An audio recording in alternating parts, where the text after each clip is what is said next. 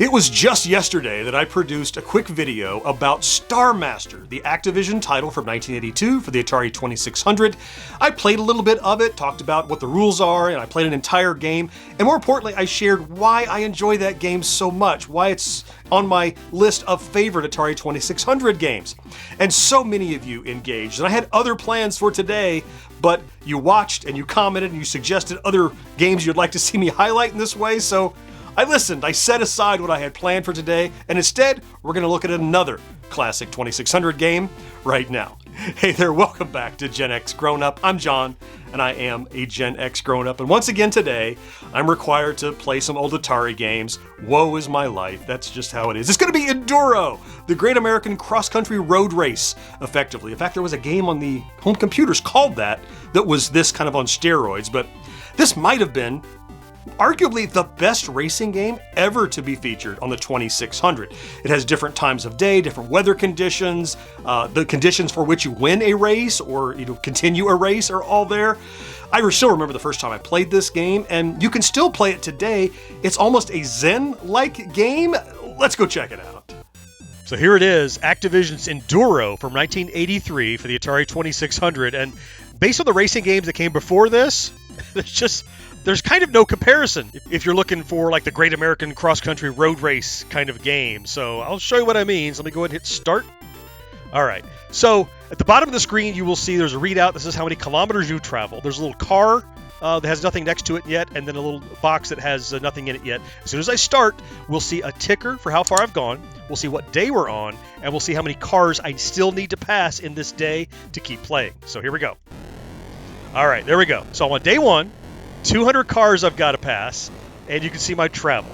Now, being that it's an endurance race, it's called Enduro, one of the greatest decisions they made was to not make it an endurance for your thumb.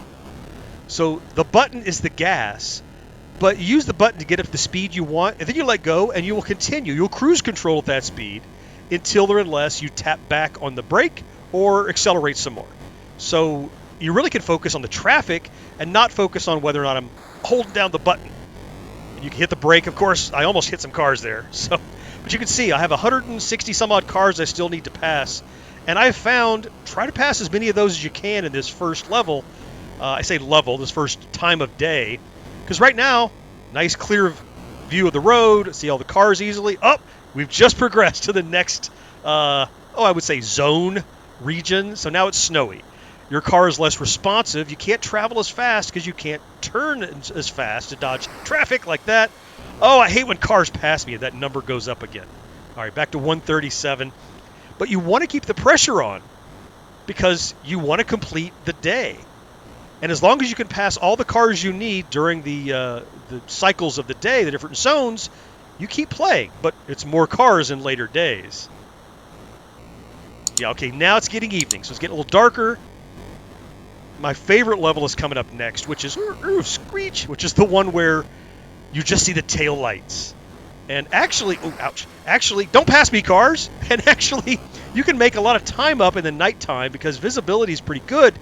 And because hit detection is not looking for cars, but just tail lights, you can squeak right around the edge of cars. You'll see what I mean as the nighttime gets here. So, all right, so cool. I passed 100 of the 200 cars required for day one. And I haven't gotten to the nighttime section yet, but it's coming. There's nighttime.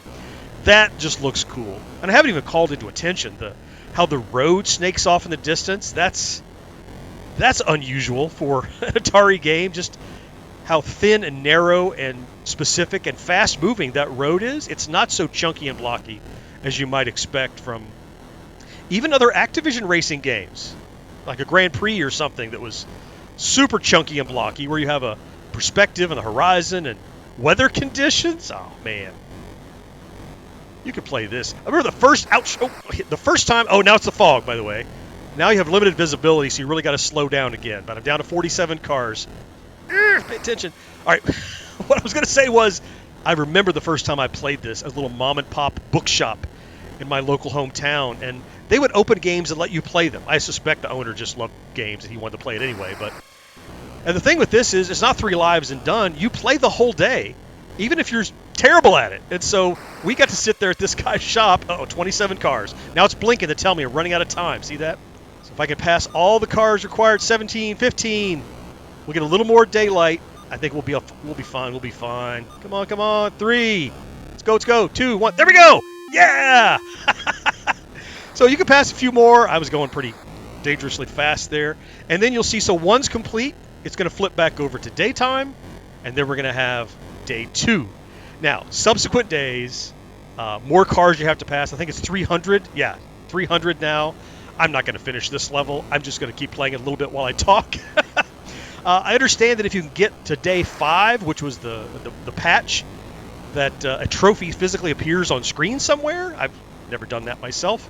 I never owned a physical patch from Activision, I'm sad to say, but I'm sure many of you in the comments will tell me all about your patch and how you still have it, and I'll cry a little tear and be happy for you, but sad for me, because those patches from Activision were so cool. I took pictures even and never set off and got any. So, this is Enduro from Activision. I'm not going to make it through all of day 2. What a great game for the era. 83 on the 2600.